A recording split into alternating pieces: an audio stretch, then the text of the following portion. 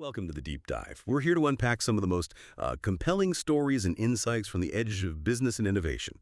And today, we're diving into something maybe a bit surprising. Even a company like Amazon, this absolute titan we associate with constant, relentless motion, well, even they can fall prey to a really insidious threat, complacency. Just think for a second, what's your picture of a big tech giant after the pandemic? Still an unstoppable force.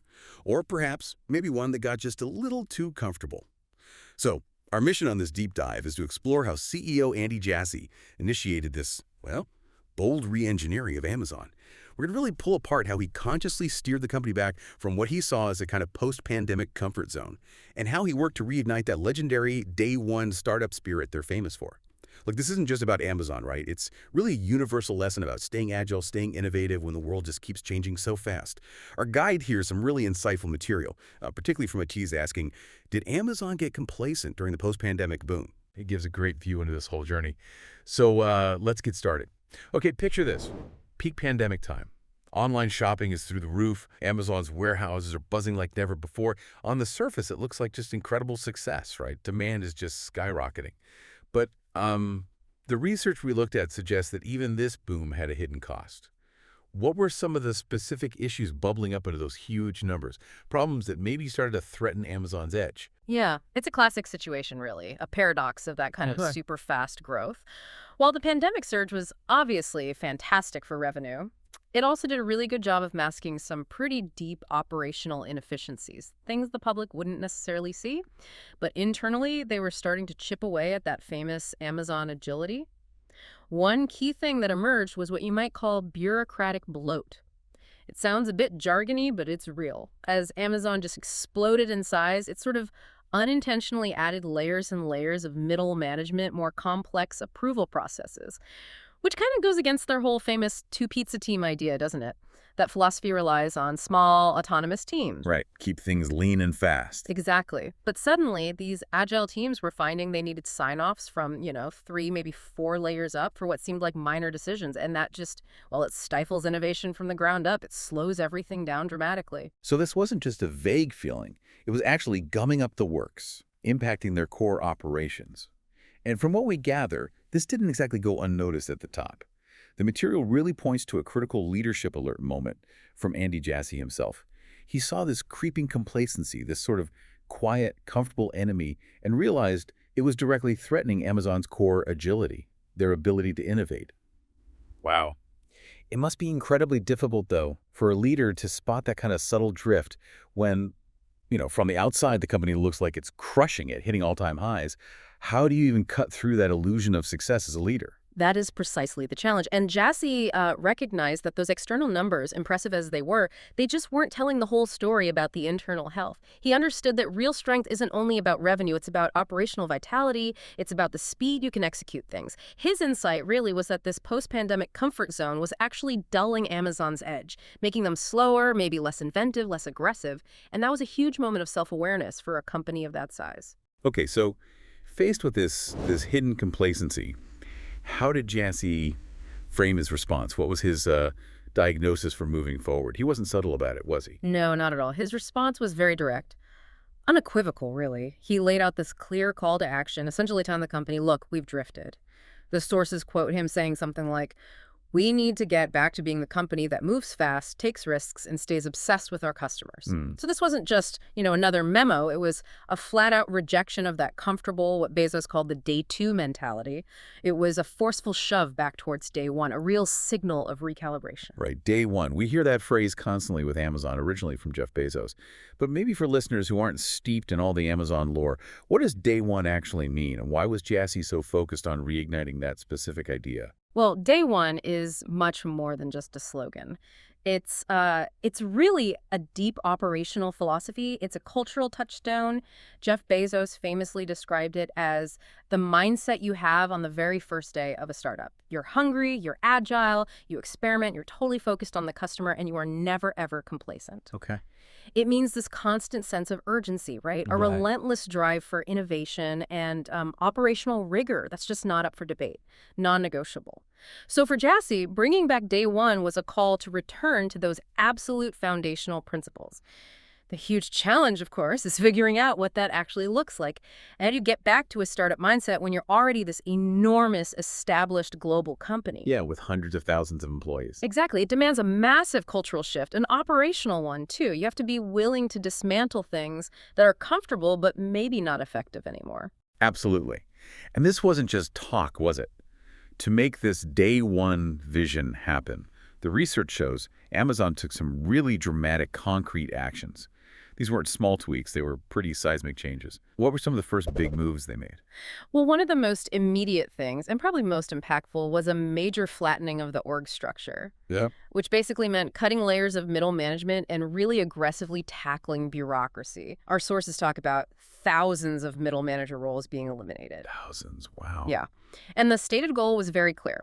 Create more direct lines of communication, speed up decision-making significantly. This wasn't just about cutting costs, though that was likely a factor. It was a strategic move. Get rid of redundant processes, remove those extra approval layers. They explicitly prioritized speed over structure. Imagine product managers who used to have a clear path to leadership suddenly having to navigate this maze of committees, multiple sign-offs. Right, slowing everything down. Exactly. Causing critical delays in a market where you need to iterate fast.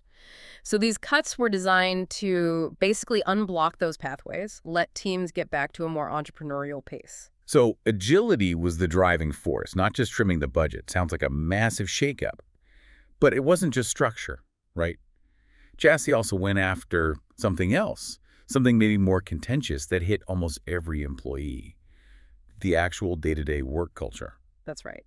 The next big move was mandating a full-time return to the office, which effectively put an end to the widespread remote work flexibility that had become pretty normal during the pandemic. Yeah, that was a big one. A very visible move and, yeah, controversial for some. The research really highlights that this wasn't just about productivity metrics, office versus home. It was seen as fundamental to rebuilding what they called a high-energy collaborative culture. The message couldn't have been clearer. No excuses, no compromises on the kind of intense collaboration and team dynamics that Amazon felt were absolutely core to that day one spirit. That is a bold move, especially now, post-pandemic, when remote and hybrid work have become so common, even expected. It really shows they were prioritizing a very specific type of cultural value. How do you think those kinds of big top-down decisions impact the culture and the individual employees, even if the strategy behind it is clear? Look, while the strategic aim was definitely to reinforce that, no excuses, peak performance vibe, you absolutely have to acknowledge the huge cultural shift involved and the potential friction mandates like that create. It wasn't easy for a lot of employees who've gotten used to that flexibility. Yeah. But the mandate really underlined Amazon's commitment to intense in-person collaboration. The leadership believed that those spontaneous hallway conversations, that shared energy, the quick problem solving that happens when people are together, that stuff defines a fast-moving startup, and they felt it's best nurtured when people are physically in the same space. So leadership basically drew a line. They said for Amazon to truly be day one again, this level of intense physical collaboration was non-negotiable, even if it meant dealing with some internal bumps like around morale or maybe even retention for a while. Well, the proof is often in the numbers, isn't it? And in Amazon's case, the financial results seemed to tell a story. These weren't just internal shifts. They had real, measurable financial outcomes. So what do the figures tell us? Did Jassy's turnaround work, financially speaking? Yeah, the financial metrics give us a pretty clear, objective look at how successful this massive shift has been. And the numbers are quite striking, actually. Amazon's stock price, for example, jumped over 30% in the last year alone. That shows investors regain confidence. 30%, wow. And here's a really powerful one. Their profit per employee hit an all-time high of $44,000. That figure has quintupled since 2022. Quintupled 5 times. 5 times in just a couple of years. And we also see something the sources call a 5x efficiency multiplier. That shows a huge improvement in productivity, even with all the global economic headwinds. Okay, a 5x efficiency multiplier sounds impressive, but it's a bit vague. Can you break that down? What does that actually mean, and how do they achieve something like that? Sure. So the efficiency multiplier is basically a way to quantify how much more output or value they're generating for every unit of input they use. Whether that input is employee time, capital spent, operational resources, a 5x multiplier means they're getting 5 times more value out of those resources than they were before. Okay. And this isn't just about cutting costs, though that's part of it. It reflects a really deliberate strategic shift in how they use resources. For instance, maybe automating more back office tasks, using advanced AI in their supply chain for better predictive ordering, streamlining logistics networks. Making everything work smarter. Exactly. They're getting significantly higher output per employee while keeping service quality high, maybe even improving it. It's a direct result of those streamlined processes, that focused effort, the renewed operational rigor that Jassie's day one push demanded. So yeah, the numbers really do suggest that operational efficiency is back, and it validates those bold leadership calls. Okay, with those kinds of numbers, it makes sense to dig a bit deeper into the day one philosophy itself. Yeah. What does it actually look like day to day at Amazon now? Our sources point to a few core ideas. Right. These are the principles that really guide daily operations. First, and maybe foremost, is customer obsession. This is like Amazon's true north. It's this relentless, almost fanatical focus on the customer that's supposed to drive every single decision, every innovation. It means constantly asking, what problem can we solve for the customer? Sometimes even before the customer knows they have it. Yeah. Second is a bias for action. This means prioritizing speed, decisiveness over waiting for perfection or getting stuck in endless debate. The sources suggest they've even tweaked their famous working backwards process, where they write the press release first. They've cut initial review cycles from weeks down to days sometimes, forcing teams to make faster, iterative decisions, even if it means things aren't perfectly polished early on. It's about trying things, learning, moving quickly. Third is calculated risks. Embracing smart experimentation, and just as importantly, learning from failure, not avoiding risk altogether. Innovation means trying new stuff and not everything works. Accepting failure as part of the process. Exactly. And finally, continuous reinvention. Never just settling for how things are. Always pushing boundaries, evolving, disrupting yourselves before somebody else does. And what seems really key here is how these aren't just separate bullet points, right? They're interconnected. They're meant to be integrated principles guiding the whole strategy. So thinking beyond Amazon, how could individuals, or maybe smaller teams, even outside huge companies, adopt some of these ideas to boost their own innovation or agility? That's a great question and really relevant for anyone trying to stay ahead. Take a bias for action. For one person, that might just mean building a quick prototype of an idea instead of spending weeks writing a perfect theoretical plan. Get something tangible quickly. Right. Or for a small team, customer obsession could mean scheduling more direct chats with users, getting that feedback and letting it immediately shape the next iteration of whatever they're building. These principles work universally because they touch on fundamental drivers of growth and responsiveness. They foster a mindset where you're always learning, always adapting, always trying to deliver value, instead of getting stuck in, analysis paralysis or bureaucratic process. This whole story also raises that interesting leadership question, doesn't it? Balancing the legacy of a founder like Jeff Bezos while charting a new course. Bezos left this incredible legacy. Relentless growth, disruptive innovation, that real long-term thinking focus. Absolutely. And that's the core of Jassie's specific challenge. He stepped into massive shoes. His job became refocusing, sharpening Amazon's execution after the pandemic boom, while balancing its incredible scale. Remember, Amazon isn't just e-commerce, it's AWS, Amazon Web Services, still the dominant force in cloud computing globally. A huge part of their business. Huge. So balancing that scale with that crucial, almost intangible startup agility, he had to keep driving growth while at the same time making the company more efficient, which often feels like trying to push and pull simultaneously. The fundamental question, as our source material frames it, really became, how do you keep that startup grit alive inside a mature giant? That puts enormous pressure on any leader following an iconic founder.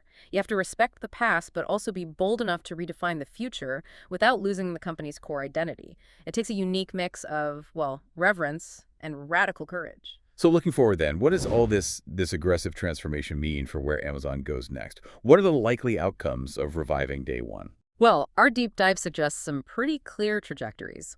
Amazon is definitely emerging leaner and faster. They've cut waste, streamlined bureaucracy, and seem more focused on their core strengths. This should position them well to maintain market leadership. not just in e-commerce, but crucially in AWS as well. And perhaps most importantly, they seem ready for challenges. They've arguably regained some of that startup determination, that grit, to face whatever new hurdles the market throws at them. This whole comeback narrative positions Amazon to tackle future obstacles more effectively because it wasn't just a quick fix. It seems aimed at embedding a culture of perpetual readiness. And what about lessons for other big companies? Established players out there who might be facing their own, maybe quieter creep of complacency. What can they learn from Amazon being so proactive here? I think the number one lesson is that no company, it doesn't matter how big or successful you've been, is immune to complacency. It's a constant battle you have to actively fight. Amazon's story shows that acting early, acting decisively, even when the top line numbers look fantastic, is absolutely critical. It means being willing to make tough, maybe unpopular decisions, to challenge the way things have always been done, and to really double down on those fundamental principles like focusing on the customer and having that bias for action. It's really a powerful reminder that true innovation doesn't just happen, and it certainly doesn't rest. It needs constant vigilance, constant reinvention. It really is a fascinating look at the Amazon comeback story, how complacency, even during apparent success, threatened one of the world's most innovative companies.